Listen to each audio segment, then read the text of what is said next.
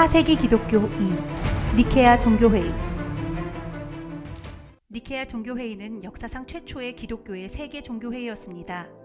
공식 초청된 참가자만 300명에 달했고 그들의 수행원들을 합해서 실제 그곳에 모인 인원만 1600명이 넘었습니다.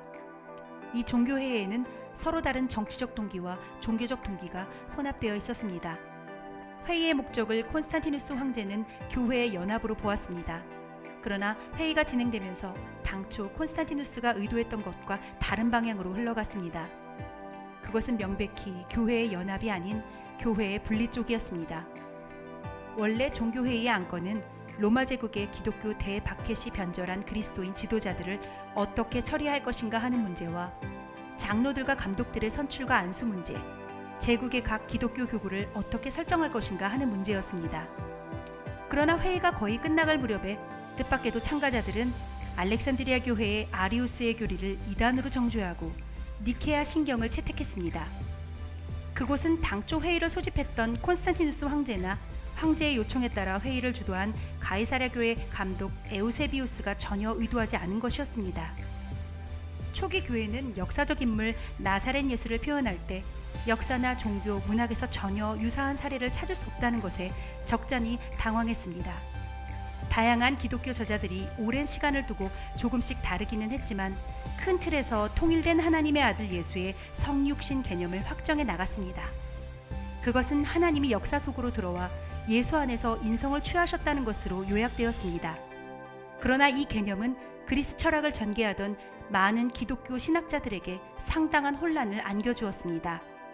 당시 헬레니즘 철학은 불변하는 하늘 영역과 변화무쌍한 피조 세계를 철저히 구분하고 있었습니다. 그들은 불변의 하나님이 이 변화하는 세계에 들어와 사셨다는 사실을 받아들이지 못했습니다. 그러나 4세기에 이르러 나사렛 예수의 의미를 표현하는 데 있어서 철학적 카테고리와 종교적 카테고리의 절충이 이루어졌습니다. 그때 이집트 알렉산드리아 교회의 목사였던 아리우스가 헬레니즘에서 차용한 철학적 범주를 통해서 이 교리의 한 흐름을 이끌었습니다. 그의 주장은 한마디로 예수 그리스도는 하나님이 아니라는 것이었습니다. 아리우스는 하나님을 철저히 초월자요 불변하신 분으로 보았습니다. 그렇다면 그 같은 하나님이 어떻게 역사 속으로 들어와 사람의 육체를 취할 수 있었을까? 아리우스는 예수 그리스도가 피조물이라고 단언했습니다. 그러나 피조물 가운데서는 서열이 가장 높다는 것입니다. 즉 아리우스는 헬라 철학의 주장을 받아들여 하나님과 피조 세계를 철저히 구분하려 한 것입니다. 아리우스는 이전 교부 오리게네스처럼 예수를 선재한 로고스로 보았습니다. 거기까지는 괜찮았습니다. 그런데 이 로고스는 하나님의 속성이 아니라 최초의 그리고 가장 높은 자리에 있는 하나님의 피조물로서 예수에게 나타났다는 것이었습니다. 아리우스에 따르면 이 로고스는 창조된 하나님 곧 반신이었습니다.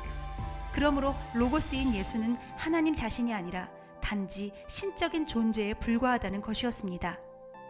아리우스는 예수님은 자신 안에 다양한 신적 존재들 가운데 제일 높은 존재라고 주장했습니다. 이 이론은 과거 영지주의와 매우 흡사했습니다. 이 아리우스의 주장을 가장 끈질기게 비판한 사람이 니케아 종교회의 당시 알렉산드리아 교회의 대표로 참석한 알렉산더의 수행원이었던 집사 아타나시우스였습니다. 그는 지속적으로 강력하게 아리우스의 주장을 비판하고 배격하는 데 앞장섰습니다. 아타나시우스의 주장은 한마디로 피조물이 다른 피조물을 구원시킬 수 없다는 것이었습니다. 그리고 예수 그리스도가 피조물이라면 예배 때마다 예수를 하나님이신 그리스도로 고백하고 기도하는 교회는 예수를 경배함으로 우상 숭배의 죄를 저지르는 것이 된다고 지적했습니다. 아타나시우스의 지원을 받는 알렉산드리아 교회 감독 알렉산더는 아리우스의 주장을 이단으로 배격하는 의견을 종교회의에 상정했습니다. 그러나 300명의 공식 대표 중 아타나시우스의 주장을 지지하는 대표는 불과 대여섯 명에 불과했습니다. 회의를 주재한 에우세비우스를 비롯해서 회의에 참석한 대부분은 황제의 소원대로 교회의 연합을 위해서 이 문제를 묻어두고 가기를 원했습니다. 니케아 종교회의에 참석한 대표단의 성향은 크게 다음 5분파로 분류되었습니다. 1. 아리우스파. 그리스도는 피조물로서 다만 최고의 존재일 뿐 영원성은 없다고 주장하는 파.